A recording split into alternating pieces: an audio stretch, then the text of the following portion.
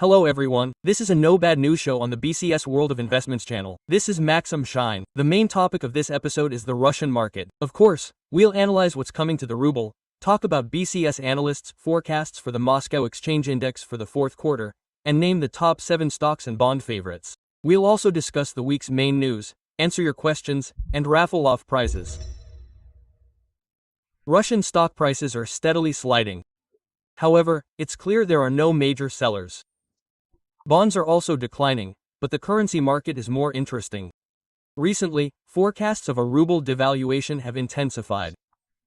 Reasons for this have accumulated, including the abolition of mandatory foreign exchange earnings for exporters, the key rate cut, and the need for increased budget revenue. Even demand for foreign currency is growing, as evidenced by the renminbi repo rates, which have exited negative territory. Indeed, despite the wild exchange rate volatility of the past few years, the dollar is worth roughly the same as it did 10 years ago. Moreover, since the beginning of the year, the Russian currency has strengthened its position by 19% against the American. This year, according to the plan, the central bank will announce the key rate twice more, on October 24th and December 19th. The last 2 times, we saw roughly the same picture for the currency. On the eve of the decision, the dollar strengthened by 6%, but after the regulator's rather harsh comments on monetary policy, it rolled back to less than half the increase. If market participants' behavior pattern continues, then by the end of the year, the Russian currency could lose about 6%, meaning a rate of 88 to 89 rubles per dollar can be expected by the end of the year. What do futures contracts say? Currently, the rate can be fixed at 89.3 rubles per dollar at the end of March 2026. A year from now, the level is expected to reach 95.1 rubles and the 100 ruble mark. They're only expecting it in March of 2027. It's clear that if the spot rate rises, futures contracts will also move higher. But the principle is simple and unchanged. Until the end of this year, or for a year and a half ahead, the price differential with the current rate is 14% per annum, which, as we understand it, is precisely the ruble yield on OFZs. This means that if the key rate decreases, and the resulting decline in OFZ yields, not only will the dollar exchange rate rise, but the differential between the current rate and futures contracts will also narrow.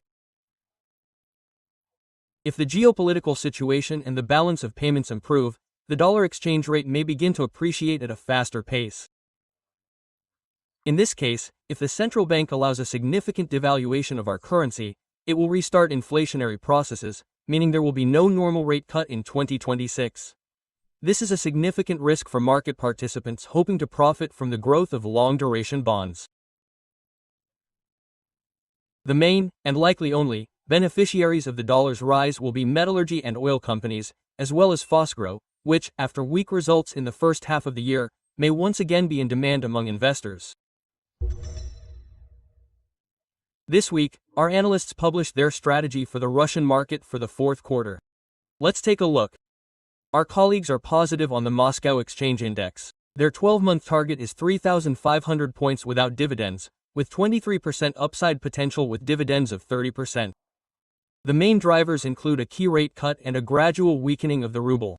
Our colleagues expect the dollar to depreciate within a year, that is, within 12 months. Not by the end of the year, please don't confuse, but within 12 months, to around 100 rubles over a long period. The Bank of Russia has slowed the pace and reduction of the key rate, but the easing cycle continues, and our colleagues believe this is an unfulfilled positive for stocks. In their opinion, the Russian market has not yet had time to fully price in the key rate cut. The Moscow Exchange Index's 12-month forward price-to-earnings ratio is 4.3x. This implies a net income yield of 23.2x. As the key rate decreases through the end of the year, colleagues expect a gradual rise in stock prices, with the Moscow Exchange Index itself reaching 3,060 points by the new year. BCS analysts emphasize in their strategy that, despite the cheapness of Russian stocks, it's generally necessary to be very selective. Even in challenging conditions, there are companies actively improving their financial performance. Our analyst's top pick is, of course, Lukoil. Management is buying back shares and will then reduce their holdings by 11%. Technically, this will occur through the cancellation of a quasi-treasury package of 76 million shares. This increases the dividend base. Also, by calculating payouts based on free cash flow rather than net income, Lukoil could remain one of the sector's leaders in dividend yield in the coming year. Analysts, of course, have a positive outlook. The 12-month target price is Rub 8,500. Upside potential is 32%. The second favorite is VTB, a bank that is one of the main beneficiaries of the central bank's easing policy. In July, the net interest margin already expanded to 1.5%, compared to an average of 0.9% for the first half of the year. By the end of the year, this figure could reach 2%, and next year, our analysts expect a whopping 2.4%. I'd also like to note that VTB has resumed paying dividends. On Friday, the bank announced the pre-issue price of Rub 67 per share. A full placement would raise Rub 84.7 billion. The funds are expected to be used to increase the bank's capital adequacy ratios and improve share liquidity. We discussed VTB's future dividends in our studio with Artem Permanov, senior banking analyst at BCS. The link to the broadcast is in the description. The 12-month target price for VTB is 120 rubles, with 58% upside potential. Next up is another bank, T Technologies. Financial results remain strong. Net profit grew by 50% in the first quarter, and my colleagues estimate it will increase by 40% for the full year. Potential upside for the stock is 44%. The 12-month target price is 4,600 rubles. The outlook is, of course, positive. Their next idea is K. The company's shares are trading at a significant discount to both their historical averages and to poll multiples. And this, in the opinion of my colleagues, is unjustified. Gold prices are at historical highs, and colleagues expect production to recover at the Ural hub and growth at the Siberian hub. The exporter's income will also be supported by the weakening ruble. The outlook on the stock is positive. The 12-month target price is 1 ruble, with 59% upside potential.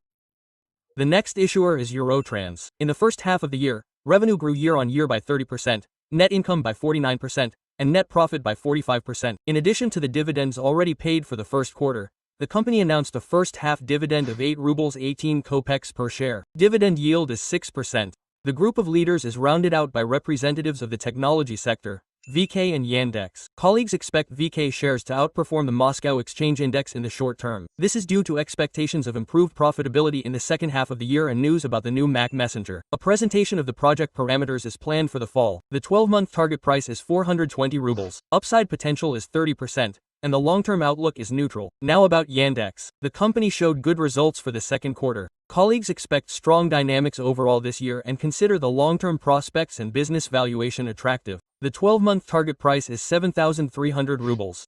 74% growth potential, positive outlook. BCS analysts believe that stocks are only attractive for the long term of at least 1 year. While interest rates are high, colleagues tactically still prefer bonds. With the key rate reduction, OFZ yields could fall to 10% in a year, so the upside potential is up to 34%. You can see the favorites on the screen. Among corporate issues, colleagues prefer ABZ1, GTLK, and VSH. Their trading codes and expected upside are on the screen, and the expected yield on foreign currency bonds when converted to rubles is up to 34%. Additional income can be gained from currency appreciation. Favorites in foreign currency bonds include Polyplast, Gazpromneft, and InvestK. Their trading codes are also on the screen. Anton Kuliakov, head of bond market analysis at BCS, spoke in more detail about bonds after the central bank meeting. The link to the broadcast is, as always, in the description. And you can read the full strategy on the BCS Express website. The link has also been left. Friends, we're working hard for you and sharing exclusive information. Be sure to subscribe to our channel and gain knowledge that will increase your income. As always, we've asked BCS analysts to answer your questions. Profitable questions. I don't understand why everyone's dumping the dollar, for whatever reason. The dollar exchange rate against other currencies has been declining since the beginning of the year. This is primarily due to Trump's trade war. Increased tariffs, among other things, are reducing the competitiveness of U.S. businesses in the coming years. As a result, many investment funds are shifting funds to euros and other currencies. Does the Russian stock market have a bright future if so many people here have no idea what to buy and sell and when, asking similar questions of others without discussing the goals and parameters of their personal investment plans? Do you think the situation is similar in foreign stock markets? The Russian stock market has not only a bright future, but also a stellar past. Because if you look at the Russian stock market's return over the past 25 years, you'll see that it's almost 20% per annum in rubles. You might say, okay, but in dollars, the return probably isn't that great. Well, I can tell you that over the past 25 years, the average dollar exchange rate appreciation has been only 5% per annum. So, if you subtract the dollar exchange rate change from the 20% in rubles, you'll find that our market's return in dollars was 15% per annum, which is much higher than the US stock market's historical average, which is less than 10%. What would have happened to the index if the rate hadn't changed? Most likely, the decline in the Russian market would have been more severe. We might even have seen a 2,650-point decline on the Moscow Exchange Index. Which assets are most effective for generating stable income over an extra-term horizon of 1 to 2 months? Well, firstly, I'd say the super short-term horizon is within a day, not 1 to 2 months. And, to answer your question, of course, bonds with monthly coupons, money market funds, and, of course, short-term deposits. The question is about profit. The interest rate is cut, the market falls, then it's raised, then it falls again. What's wrong? As we know, the market isn't driven solely by the key rate. Firstly, the market and analysts had expected a reduction to 16% in their forecasts, so the actual 17% rate disappointed speculators. Secondly, geopolitics, with the EU's 19th sanctions package and the threat of serious sanctions from Trump, are frightening investors. Even though the effectiveness of these sanctions isn't clear at the moment. What are the forecasts for Sargutneftgaz in light of the rising dollar and for Gazprom in light of the agreement to build the Siberian power pipeline? Our analysts' target price for SRG Neftgaz preferred shares for the year is 51 rubles per share, a neutral outlook. Despite the planned weakening of the ruble to 89 against the dollar, our colleagues expect the dividend to be low by the end of the year, 95 kopecks per share. This is in line with the dividend for SRG Neftgaz common shares. Our colleagues also have a neutral outlook on Gazprom shares. The target price for the year is 160 rubles. There's no point in talking about the agreement to build the Power of Siberia 2 pipeline yet. Only the memorandum has been signed. Work on the agreement is ongoing. Will we see Gazprom shares at 140 rubles anytime soon? Positive geopolitical news or a sharp weakening of the ruble is needed to reach 140 rubles in the very near future. A question about gold profits. What's going on? Where are they headed? Gold could rise as expectations shift regarding the Fed rate cut trajectory. This week, the Federal Reserve cut rates by 25 basis points to a level, or rather, a range, between 4 and 4%. When the expectation of a more aggressive decline shifts, gold could rally. Central bank gold purchases are another trend that has contributed to the rise in gold prices in recent years. A question about profitability. Why are people dumping Alrosa? Is it simply that it will reverse course sooner or later? My colleagues believe Alrosa is trading near its fair value. The company's shares could be selling off during a weak season. Weak diamond import and Indian diamond export statistics. What does broker CS think of Magnet? Everyone seems to be avoiding it and keeping quiet about it altogether. What's the reason? My colleagues have a neutral view of Magnet. The company faces corporate governance risks and the resulting uncertainty regarding future growth rates and dividends. Magnet has limited communication with the investment community, especially compared to X5. The company decided not to pay dividends for last year without further clarification in the public domain.